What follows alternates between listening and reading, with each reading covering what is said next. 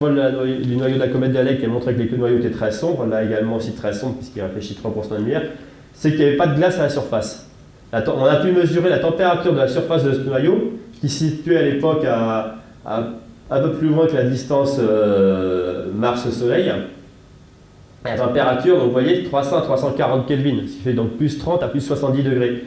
Alors à cette température-là, on ne s'attend pas à avoir de glace à la surface du noyau de la comète, puisque la glace dans le vide passe à l'état de vapeur à des températures qui sont plutôt de l'ordre de 180 à 200 Kelvin. Donc c'était la première surprise, et pourtant, il y a de la vapeur d'eau qui s'échappe en permanence de ce noyau cométaire.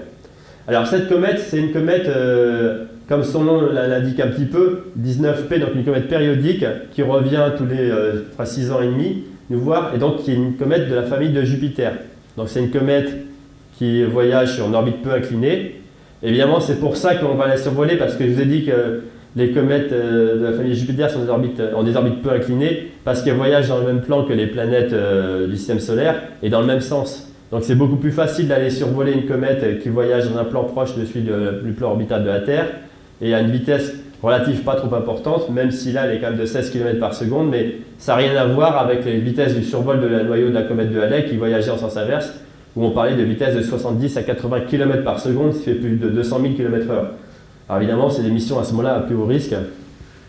D'ailleurs, progressivement, on va diminuer un peu les vitesses, notamment avec le survol suivant d'une mission là, qui était vraiment dédiée à l'étude d'une comète, qui était la comète Wild 2, donc observée par la mission Stardust, qui avait pour objectif, comme son nom l'indique, de récupérer des poussières de comètes, et également donc, de prendre des images du noyau de cette comète. Alors bon, une fois de plus, on a assisté à un noyau très sombre, et ce qui est intéressant, c'est de comparer au précédent. Vous voyez, il n'y a pas du tout le même aspect. Et c'est ce qu'on va voir, c'est que finalement, chaque comète est différente, et c'est pour ça que parfois c'est difficile de prévoir à quoi va ressembler une comète, sachant que chaque comète observée est différente de la précédente. Donc lui, au contraire, ce noyau paraît... bon, déjà, sa forme, il est beaucoup plus arrondi, je dirais, que le noyau de la comète Borrelly. Il est beaucoup plus homogène en texture. C'est-à-dire, on a des cratères qui ressemblent d'ailleurs plutôt à des cratères d'effondrement presque partout sur la surface, tandis que la comète Borrelly, ou comme on verra la suivante, présente des diversités de terrain plus importantes. Donc au passage, cette comète Wild 2, donc 81P pour dire que c'est la 81e comète périodique enregistrée en tant que périodique, est une comète qui en fait est assez jeune. Je vous parlais du phénomène de la comète qui vient du nuage de la ceinture de Kuiper qui deviendra une comète de la famille de Jupiter. Ben, cette comète 80P Wild 2, en 1974, elle a changé d'état, elle est passée de ce qu'on appelle un objet Centaure, c'est-à-dire un objet intermédiaire entre la ceinture de Kuiper et puis Jupiter, donc c'était à peu près la zone à laquelle il voyageait, pour passer en comète de la famille de Jupiter. Donc c'est une comète vraiment toute jeune. Par contre, la comète suivante qui a été survolée par 2 missions spatiales, et notamment d'ailleurs la mission Stardust qui a été réutilisée pour ça, c'est la comète Tempel 1, 9P Tempel 1. Donc comme son nom l'indique, c'est une comète qui est connue depuis beaucoup plus longtemps, puisque c'est la 9e comète périodique répertoriée. Et là, par contre, on a fait, comme vous allez voir, presque une expérience grandeur nature de casser un objet pour voir ce qu'il y a à l'intérieur, à savoir, on a envoyé un projectile frapper la surface du noyau de la comète Tempel 1 pour voir ce qu'il en sortait, qu'est-ce qu'elles avaient dans leur cœur. Donc au passage, ce projectile a permis de faire sortir plus de 15 000 tonnes de matériaux. On va en voir sur les prochaines images.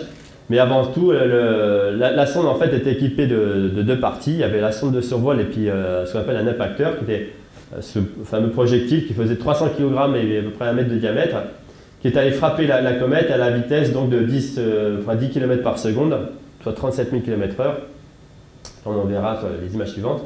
Mais avant ça, donc, il a pris des images. Donc vous avez les images ici avec les zones les plus détaillées qui ont été prises par l'impacteur. Donc la dernière image ayant été prise à 30 km de distance avec une résolution de 3 mètres.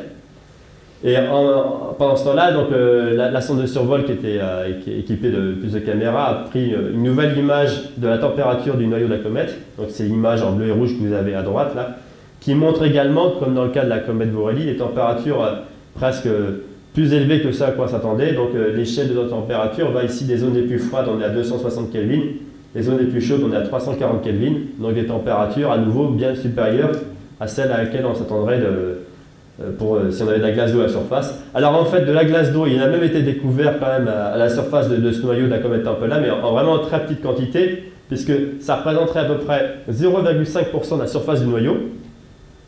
Et encore, sur les 0,5% qui ont été localisés schématiquement en bleu là-dessus, parce qu'on a pu, par des mesures spectroscopiques, déterminer qu'il y avait de la glace d'eau, on estime qu'il y a 6% uniquement de la matière dans ces zones-là qui est de l'eau. Le reste, 94%, c'est de la poussière. Donc évidemment, c'était aussi un peu tout le but de la mission Deep Impact, c'est-à-dire que comme on ne voit pas d'eau à la surface, est-ce que l'eau est sous la surface? Donc le but, c'est donc d'envoyer un projectile et de faire sortir le matériau qui est en dessous pour voir s'il est plus riche en eau. Et en fait, c'est un peu ce qu'on a mis en évidence. Au passage, comme on verra, en fait, c'est un peu un des sous-produits de cette mission. On a pu faire une estimation grossière un petit peu de la densité du noyau des comètes. Donc il est estimé à 0,35, 0,4 dans le cas de cette comète-là, à partir de ce qui va sortir donc suite à l'impact sur le noyau de la comète. Alors là, vous avez une image avant l'impact. Donc en fait, il y a un composite du noyau de la comète et puis une image un peu surexposée qui met en évidence derrière les faibles jets, quoi. Et voici donc la séquence d'images prise par le module qui va aller frapper le noyau de la comète.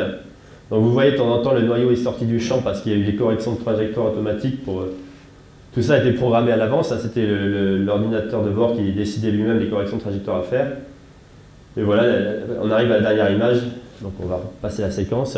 Alors les images, comme vous voyez, elles se réduisent d'image en image parce que le flot de données étant limité entre le projectile et puis la sonde de survol qui est tout de même à 8000 km derrière.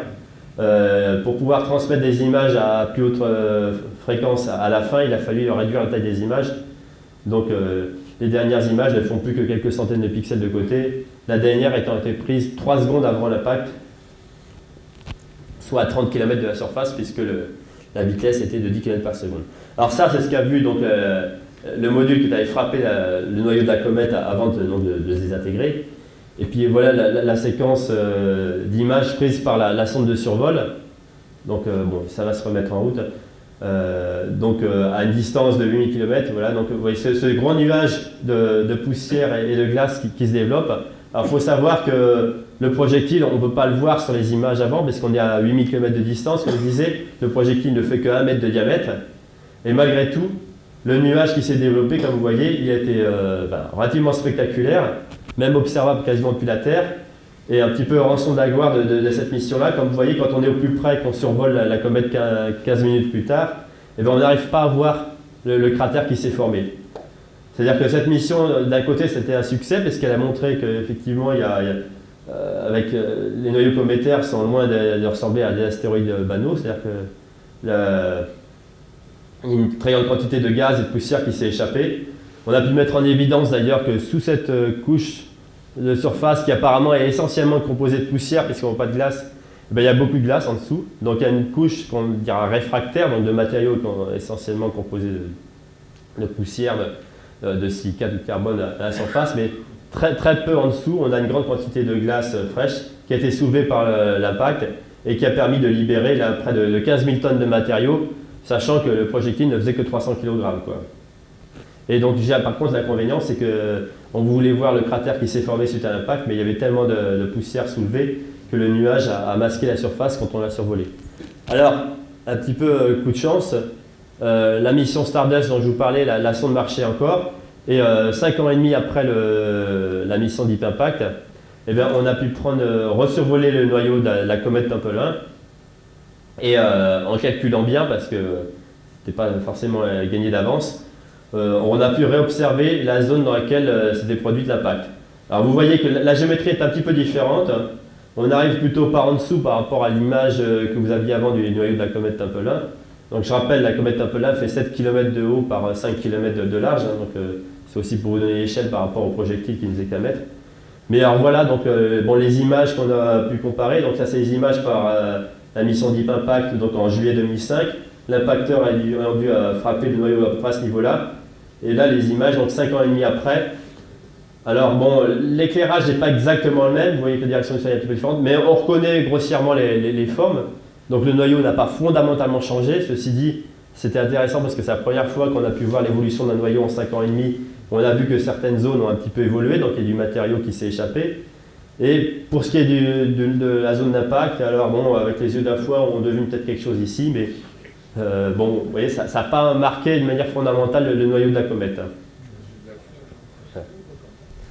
Donc on a eu quand même la réponse à savoir quel genre de cratère d'impact ça allait faire.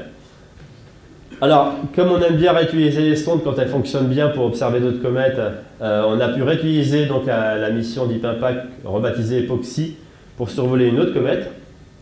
Comme vous allez voir, cette comète, comme vous voyez d'ailleurs sur les images du survol, elle est encore très différente des précédentes.